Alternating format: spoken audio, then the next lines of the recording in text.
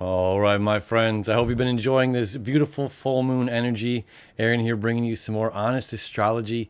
There was something I started chatting about yesterday on the full moon video with the Capricorn stellium and Venus creating a trine down to Jupiter in Taurus. I'm going to come back and show you this chart here, as well as Pluto creating a square to Jupiter.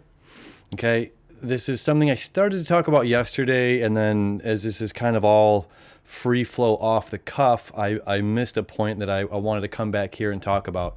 So we're talking about Venus, okay, trine to Jupiter in Capricorn. Of course, this is yesterday's chart, but the sun opposing the moon. And when we go forward to date, not that much has changed. Venus is getting closer to perfecting this trine to Jupiter here. So again, we're going to talk about this. Venus is about what you love, want, desire, value. Mercury is your mind, how you communicate to the outside world. Mars is how you get things. Jupiter is our planet of expansion, abundance, more. Taurus, the earth signs, this is about like nature, very kind of simple nature. This is like working the fields. We work the fields, we grow our garden, we have healthy food to eat.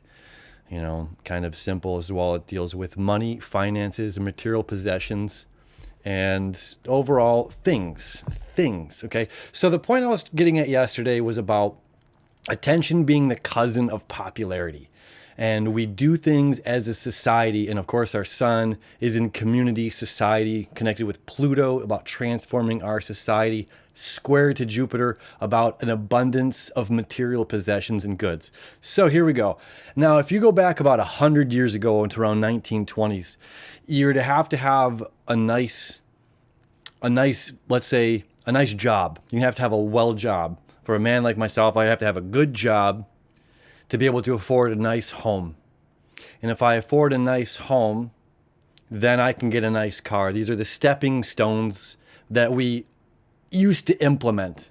These are values that we used to have. First, fundamentally, get a good job.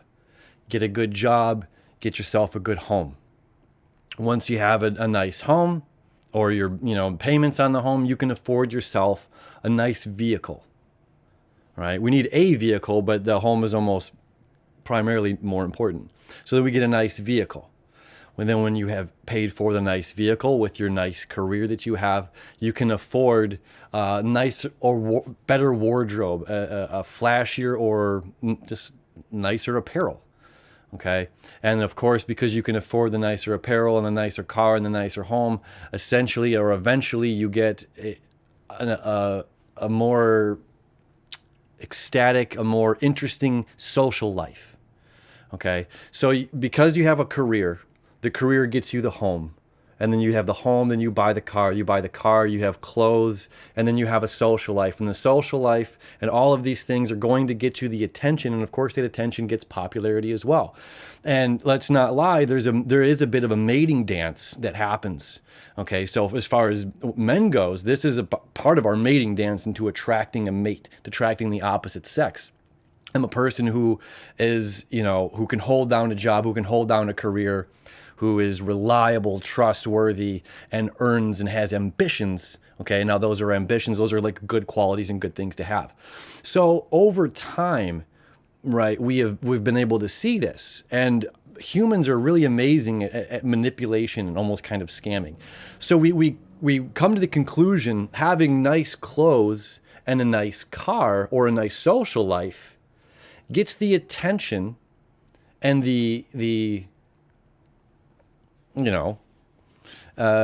notoriety, the attention that we get, that's not necessarily popularity, but might be because we're dressing a certain way, because we have a certain car, but we don't have the fundamentals necessarily. We're skipping over having a good career and having a good home put in balance. So we're putting money into a vehicle that as soon as you drive it off the lot, you've lost, 30% of its value is gone the second you drive that off the lot. Where you buy a home, it actually increases in value. It's not that many vehicles are going to increase in value. So as a society as a whole, we've kind of put the carriage before the horse, if you will. So we're saying, hey, look at me, look at my style, look at my clothes, look at my social life, look at the car I drive.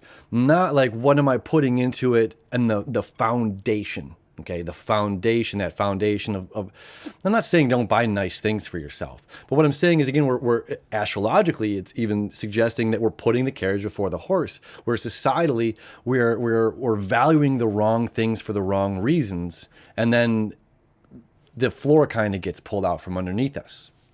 So part of this is really about how we value and what we value, and coming back to not a traditional, because Taurus can be, the energy of Taurus could be traditional energy, but fundamental, like fundamentally, what do we need, you know? And that's not up to me to determine that. That's up to you to determine fundamentally what you need in life. But if it's about priorities and prioritizing where we're putting our funds, where we're putting our money, and in Capricorn, there is an energy of scarcity. Okay. Now, although Jupiter is here now, if we go back a couple years, because it takes about a year for Jupiter to go through each sign. Now, through the pandemic, Jupiter was moving through Capricorn. At the same time, when Jupiter, which rules or is associated with Sagittarius, okay, this is about expansion and more. Sagittarius is about expansion and more. Okay. And in 2019, it was a very expansive year. Now, when Jupiter moved into Capricorn in 2020, we were short on toilet paper, we're short on tissue, and all these other fundamental resources that we absolutely needed, you know.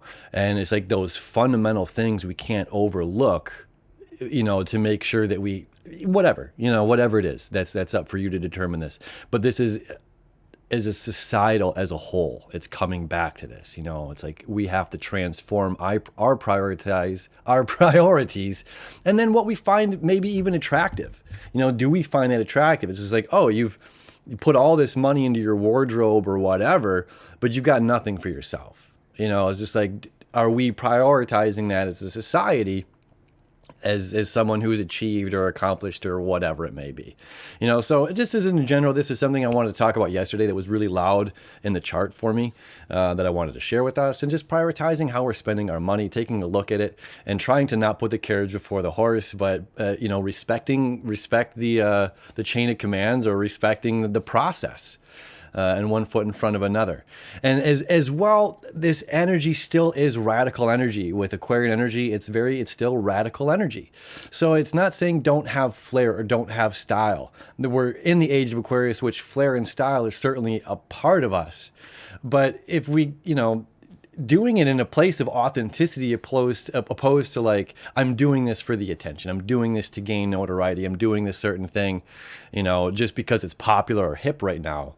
But is it something that my heart and you know, passion really desires? Is where our moon here, our emotional passions, is saying, you know, this flame has to continue. Get excited about it.